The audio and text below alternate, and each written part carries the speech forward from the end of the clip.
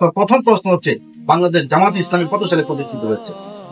বাংলাদেশ জামাতে ইসলামী 1941 সালে প্রতিষ্ঠিত।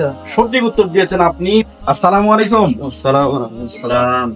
ভাই কেমন আছেন? ওয়ালাইকুম আসসালাম। জি আপনি কেমন আছেন? আলহামদুলিল্লাহ। আমি হচ্ছি বেলাল হোসেন, বাংলাদেশ জামাত ইসলামী দেওঘর পৌরসভার আমির। আমাদের কেন্দ্র ঘোষিত পক্ষ পালন চলছে, সেই লক্ষ্যে আমরা আপনাদের কাছে এসেছি। তো আমরা আপনাদেরকে দুইজনকে 3টি করে মোট 6টি প্রশ্ন করব, ঠিক আছে? এই 6টি প্রশ্নের কারেক্ট উত্তর দিতে পারলে আপনাদেরকে এখন নগদ আকর্ষণীয় পুরস্কার দেওয়া হবে। এই 6টি প্রশ্নের উত্তর দিতে আপনারা রাজি আছেন? ইনশাআল্লাহ। আপনাকে ভাইয়ের নাম কি? আমার নাম মোহাম্মদ হাবিবুর রহমান। হাবিবুর রহমান ভাই, আপনাকে 3টি প্রশ্ন করা হবে। আপনার প্রথম প্রশ্ন হচ্ছে, বাংলাদেশ জামাত ইসলামী কত সালে প্রতিষ্ঠিত হয়েছে? বাংলাদেশ জামাতে ইসলামী 1941 সালে প্রতিষ্ঠিত।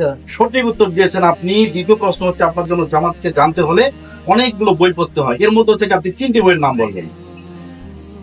3টি বই হলো সংগঠন পদ্ধতি, বাংলাদেশ জামাতে ইসলামী পরিচিতি, এবং হলো পলাশী থেকে বাংলাদেশ। পলাশী থেকে বাংলাদেশ উত্তর সঠিক হয়েছে। আপনার জন্য তৃতীয় প্রশ্ন হচ্ছে, এই প্রশ্নের উত্তর দিতে পারলেই আপনাকে নগদ আকর্ষণীয় পুরস্কার প্রদান করা হবে। তৃতীয় প্রশ্ন হচ্ছে, বাংলাদেশ জামাত ইসলামের সাবেক 3জন আমিরের নাম আপনাকে বলতে হবে। বাংলাদেশ জামাতে ইসলামের সাবেক 3জন আমিরের মধ্যে একজন হলো অধ্যাপক সলাম আতম, মাওলানা মতিউর রহমান নিজামী এবং মোহাম্মদ মকবুল আহমেদ। সঠিক উত্তর দিয়েছেন আপনি। আজকে আপনি আমাদের পুরস্কারের জন্য নির্বাচিত হয়েছেন। আপনাকে কিছুক্ষণ পরেই পুরস্কৃত করা হবে ইনশাল্লাহ। দ্বিতীয় প্রশ্ন হচ্ছে, আপনার নাম? মোহাম্মদ সোহেল রানা ভাই। আপনাকে আমরা 3টি প্রশ্ন করব। আপনার জন্য প্রথম প্রশ্ন হচ্ছে, বাংলাদেশ জামাত ইসলামী প্রতিষ্ঠাতার নাম কি?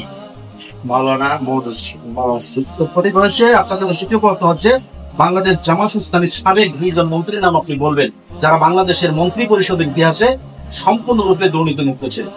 মাওলানা মতিউর রহমান নিজামী এবং আলী আসাদ মোহাম্মদ। উত্তর সঠিক হয়েছে। তৃতীয় প্রশ্ন হচ্ছে, বর্তমান জামাত ইসলামের আমিরের নাম আপনি বলবেন। এই প্রশ্নের উত্তর দিতে পারলে আজকে আপনি আমাদের পুরস্কারের জন্য নির্বাচিত হবেন। ডাক্তার শফিকুর রহমান। ফাইন, উত্তর সঠিক হয়েছে। আপনাকে ধন্যবাদ। এই মুহূর্তে আমরা আমাদের 2জন ভাই হাবিবুর রহমান এবং সোহেল রানা ভাই, তারা 3টি করে আমরা এই নিশ্চয় তাদেরকে নির্বাচিত করবো। আগে দাঁড়িয়ে যায় এখন পুরস্কার গ্রহণ করছেন আমাদের হাবিবুর রহমান ভাই। আমরা তাকে তাওহীদ, রিসালাত এবং আখিরাত এই বইটি উপহার প্রদান করছি। এরপরে আমাদের তাকে আমরা বলে দিচ্ছি শহীদ মাওলানা মতিউর রহমান নিজামী রহমতুল্লাহ আলাই ও তার কিছু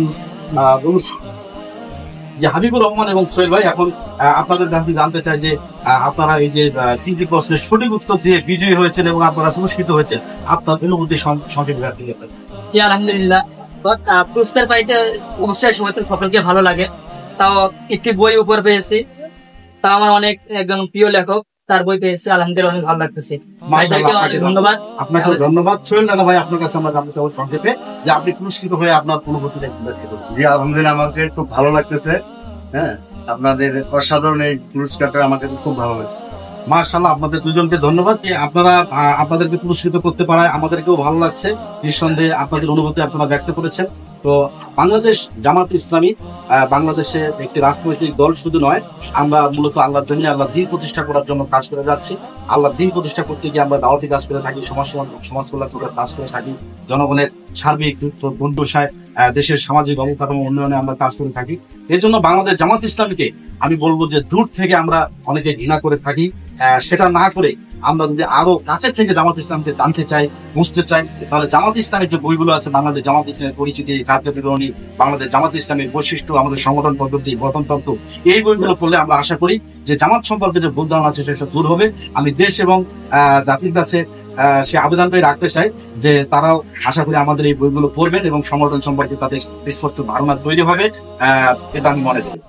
ঠিক আছে, আপনাদেরকে ধন্যবাদ। আসসালামু আলাইকুম ওয়া রাহমাতুল্লাহ।